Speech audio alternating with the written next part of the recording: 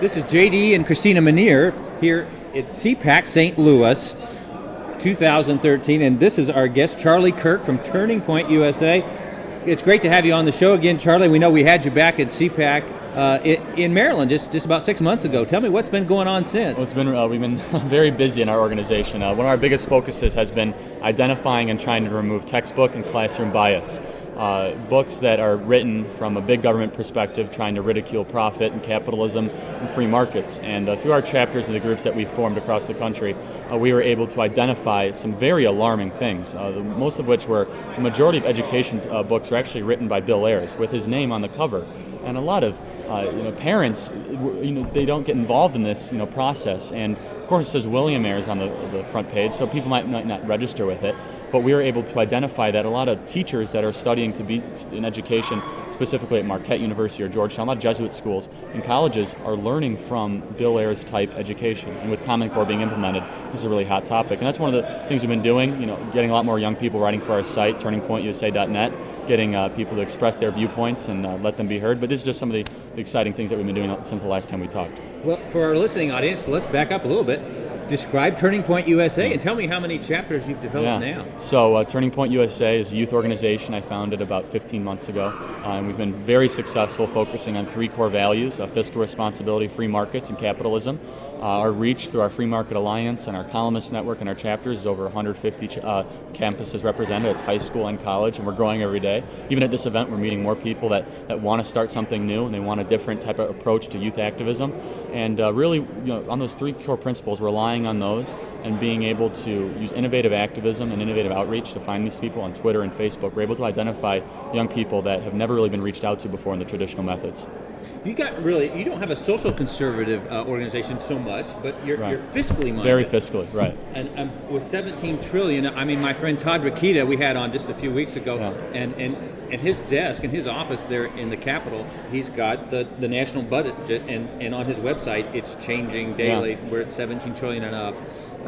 Talk a little bit more about that. That is an issue that's going to affect you and your grandkids. Right. Well, what's really interesting about the debt is I talk to young people all the time, and they said, Charlie, how does it affect me? How does it affect me?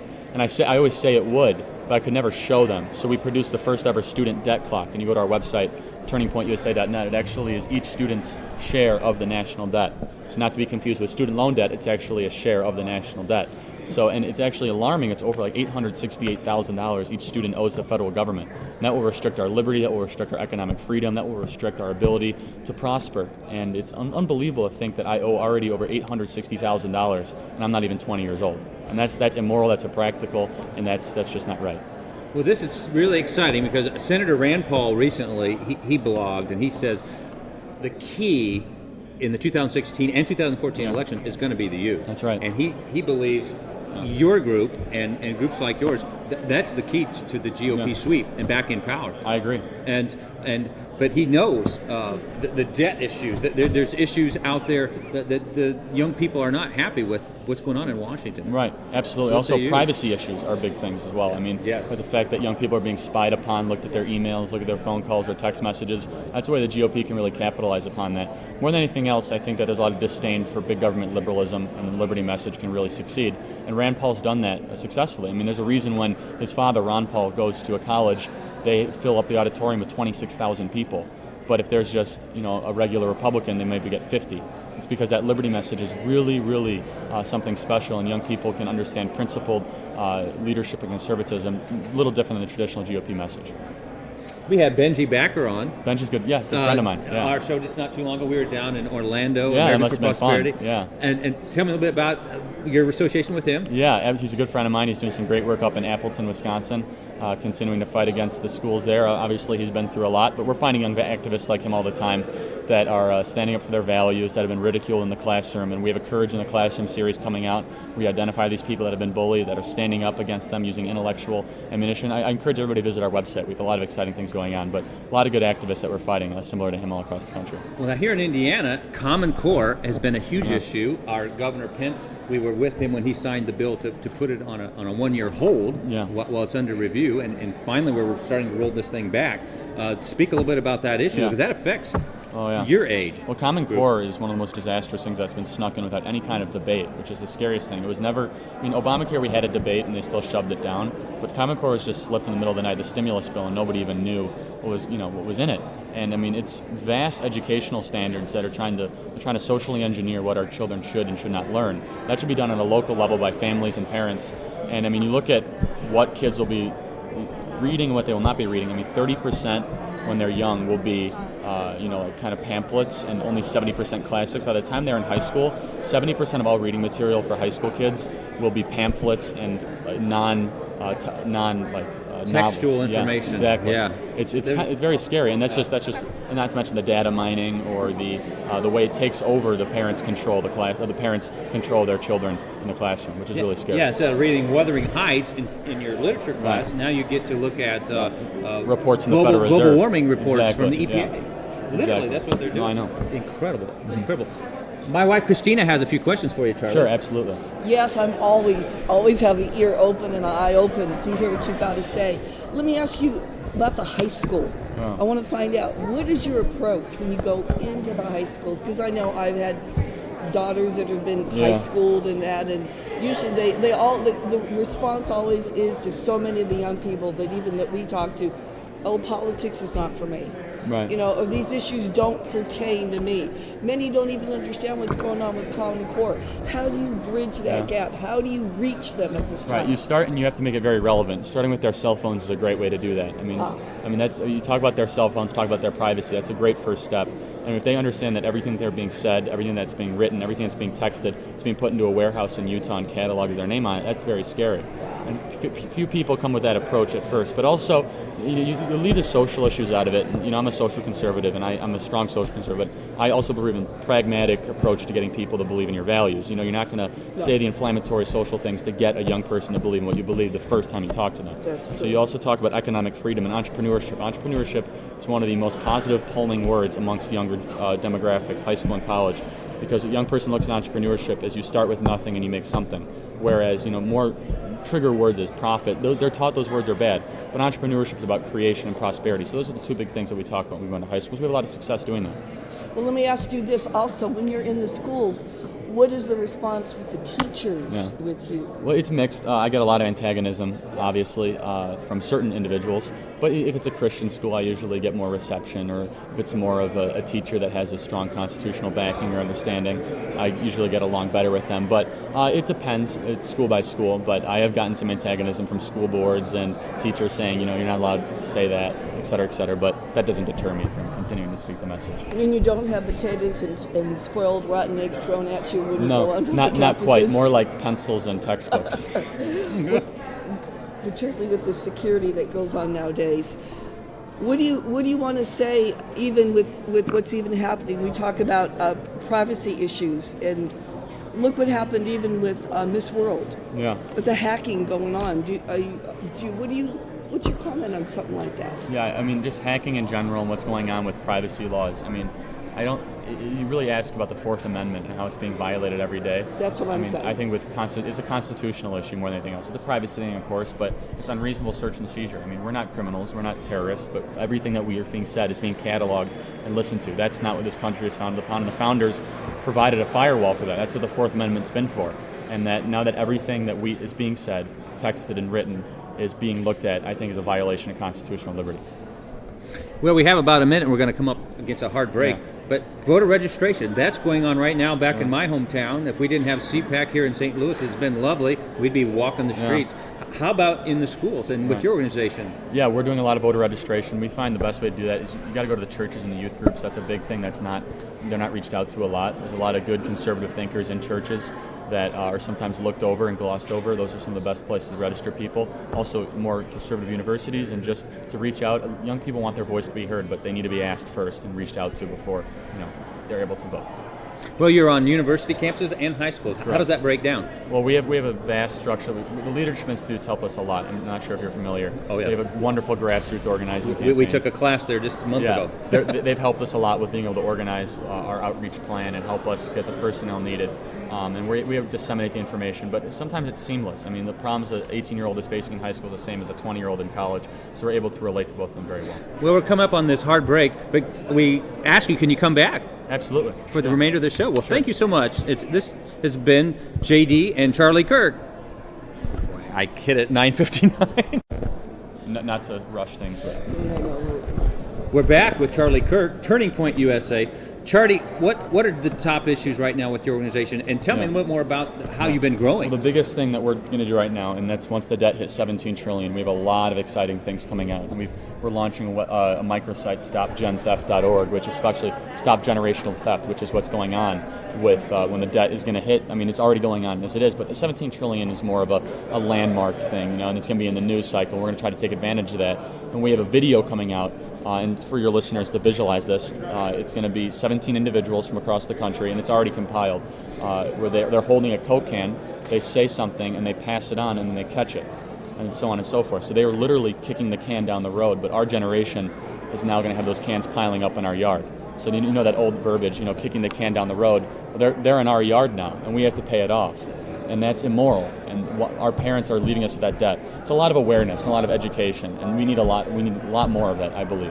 And that's one of the biggest things we're focusing on. We're also going to focus a lot on, we're finding business people across Chicagoland and across the country that are successful, and we're highlighting them in an American dream kind of format where we're showing young people that success is a good thing. Here are real examples of success. So I run into young people all the time, and they believe that if you have a business, you either inherited it or you got it through some immoral means. And that's not right. I mean, there are some beautiful businesses that have been built in this country through hard work and entrepreneurship and risk-taking, and we need to highlight those and get them into the schools and get these young people reading about it. Because when I was in high school, I never was given actual examples of business people in my local community that succeeded. Instead, they were ridiculed, and I was told that's a bad thing and profit's a four-letter word. And that's unfortunate. Those are some of the big things we're doing moving forward. Well, being an advocate, I'm just reminded of the fact that some of our founding fathers, they were in their teens and in their 20s, Hamilton and others. Are you getting an excitement brewing? Are people staying on with you into their early 20s and attending? What kind of age groups are, obviously it's concentrated on the youth, but are you getting some baby boomers and others? Oh yeah, I mean we have linking up with you. We have auxiliary groups of all sorts, adult groups that help us out, and we're able to function with them. But we've only been in existence for 15 months, so people haven't really been able to graduate off, for lack of a better term, right? Our core group was 17 and 18 when we started this thing. But what's so neat about what we're doing, and you look at our columnist program on our website, kids can write until they're 30, until they're 32, and we have a robust program of different types of thinkers, and from conservative to libertarian to more moderate, that believe in the three core principles that we espouse. And as long as they do that, and they're writing for our site, we have a great Twitter and Facebook following. That's what we want. Get their voice be heard. And if you're writing for us, this is our belief. If you're writing about your beliefs, and if you're talking about your beliefs, and you're making videos about your beliefs, you're so much more likely to make phone calls for a candidate, to knock on doors, and to run for office. And that's what we need to do. We don't need to just discourage them. And people ask me all the time, well, Charlie, you have 200 people writing for your site, and you have all these chapters. Is that doing any good? Absolutely it is, because these are young people that are now publishing their work.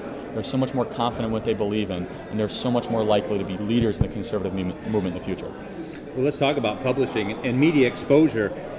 You mentioned the news cycle. What have been some of the people are paying attention to your organization? Highlight a little bit since we last talked 6 months ago. Highlight some of the media exposure you received. Well, we were able to get some big stories on Drudge and Town Hall and Breitbart, specifically the Bill Ayers book, highlighting them. And those outlets are very friendly towards our message. They want to expose those types of things. Fox News has been great with having us on, featuring our group and our organization. They're going to have us on next week on October 7th. They're going to do a little special on what we're doing, which is exciting. So all these types of things that we're putting together and using media to our advantage. And of course, a lot of the media is our enemy, unfortunately, and antagonism towards what we believe in. But we try to use that to our advantage still. And it doesn't look good if they're picking on kids, right? And if you can use that to your advantage to spin it, it's a positive thing we can use. Well, I went to school in Chicagoland at Northwestern back in ’82, so this dates me. They're doing well this year in football. They are undefeated. Go Cats! They got to beat the Buckeyes, though, next week. But, back in '82, I helped start with about 12 of us started the Northwestern Review, conservative campus newspaper, and I think the grandson and the son of that still exists. But how is it going in Chicagoland? You were Chicago, Loyola. You mentioned campus exposure. Update me. What's going on up there? I can't help but laugh. I mean, Chicago politically is an absolute. Right. I mean, you know what it is. It's the capital of corruption. It's the train wreck that will never stop going. But we find great leaders still in the Chicagoland area, young people that are in the bastion of liberalism. They're still fighting for the principles we believe in. And even in the most liberal areas, you'll be able to find people like that. And but as far as the politics of Illinois and Chicago, it's an absolute joke. I mean, it really is. We in our state, we count borrowed money as revenue, so then we can balance our budget. I mean, could you imagine if a company did that? Like, oh, we borrowed $2 billion this year, but we met all of our profit sharing earnings. What? Like, it's absolutely out of control. And I mean, Illinois it's the worst pension system in the country, the worst bond rating. But the good thing in all that mess, we find activists that are more likely to come out because they're raised in that kind of culture and they're raised in that kind of environment. And you find, and bright colors, true contrasts show bright colors, and we see amazingly bright individuals that are out there that want to get involved. Like 2 weeks ago, we were with Ted Cruz's dad, Raphael, down in Dallas at the National Federation of Republican Assemblies Convention. But he grew up under Castro's boot and thumb. Well, not quite Castro yet in Illinois, but we're getting there. Well, pretty close. Yeah. Well, it's exciting talking with you. How about on a personal scale and level? What are your designs? I mean, you've been. It's been a treadmill, and since you organized this group, and it's caught hold like wildfire. Wildfire, yeah. But what do you see for your life personally the next 5-10 years? Personally, I enjoy what I'm doing right now. I love making a difference with this organization in any way I can. I just believe so much in the principles of free markets and fiscal responsibility and conservative leadership. Any way I can advance those, whether it be in this organization or another, whether it be in media or not, I don't know. But I'm only 19 years old and I got a lot of years ahead of me. So any way that I can help get more conservative people in office, get conservative policy, get free market policy passed, that's a life worth living. So. Now, do you think you might catalog what you've been doing? Are you going to write a book? I don't know. People have asked me to, actually. Yeah. It's kind of an exciting roller coaster journey. But I'm writing down things, and people have kind of urged me. But maybe. I'll have a better answer in National Harbor next year. That's right. Yeah. We'll be back there. Absolutely. What can we do as a nation, though, to right the ship? Is the answer, as Rand Paul says, is it getting that vote turned around and bringing... whenever Obama goes, it's always to a community college somewhere. He's always has to speak to the youth. It seems like he... Right. Well, he promises them more free stuff. Right. That's right. Yeah. How effective... We were down with Carl Kelly and Frederick Douglass Republicans, and he's turning voters around at the barbershop and one by one. Are you seeing that kind of turnaround? Yeah. I mean, kids are indoctrinated in the public schools. I know they are, yeah. But talk about your successes and any testimonies. We live by one sentence, and it's actually first said by a televangelist, and it was very simple. It's not about the conversions, it's about the conversations, and I believe that wholeheartedly. The more conversations you have with people, it's like eroding down a wall. Imagine, you're just piece by piece by piece, because it's been built up through the public education system. And we are seeing a lot of people start to turn their mind around. And even if they're hard left-wing thinkers, and we get them to reconsider their beliefs, they'll be less likely to make phone calls, they might not show up on election day, and you can deter that away. Instead of maybe not totally changing their mind, but we see total converts all the time. Because the liberty message and the free market message has really never been heard. And there's a great expression, truth is like a lion. All you have to do is release it and let itself fight. I mean, you don't have to really defend it. I mean, the truth will set you free. A lot of people have said that all throughout time, right? Lincoln. But exactly. I mean, Jesus said it too. Quoting Jesus. All throughout time, and I believe that. And I think that economic liberty and economic freedom and fiscal responsibility are timeless principles that have made this country great. And unfortunately, we've strayed away from them. When you illustrate them to younger audiences, the truth will start to seep into them, and they'll start to see it in a different way. And hopefully, that will translate into political results. Has your group been to any hearings at the State House? Are you advocating in those levels? Yeah, well, we're working with actually some state individuals, and I can't disclose all the details. Sure. But actually in Illinois, it's illegal to film your teacher. I don't know if you knew that, high school and college. So we're actually trying to work to get that turned around a little bit. And that's a really important thing. And people ask, like, well, Charlie, why would you want to film your teacher? Well, you would be amazed, actually, what's been said. We're one of the few states that don't allow the filming of teachers. It's actually also film laws. You can't film without their consent. But we've had individuals that have wanted to film and keep their teachers accountable, but legally they can't. That's actually an interesting function of us, for lack of a better term, lobbying state policy. And I think Democrats and Republicans agree. We want to see what's going on in our schools. I mean, that's where our taxpayer dollars are. So that's a bipartisan thing that we're trying to push. Well, Charlie, we have 30 seconds left, but once again, give us your website and let our audience know how they can get a hold of you and your organization. Well, our website is turningpointusa.net. They can follow us on Twitter at turningpointusa. Fill out forms. Find out more ways to get involved. We'd love to have any young people out there write for our site, and it's always a pleasure being on the Conservative Commandos Radio Show, and I think that's our 6-month report. I can't wait till we talk in National Harbor and CPAC. So and it's always growing. a great pleasure. Oh, always. Gangbusters. Well, God bless. It's great seeing Absolutely. you. Thank you so much. Thank you so much. Thanks. Right at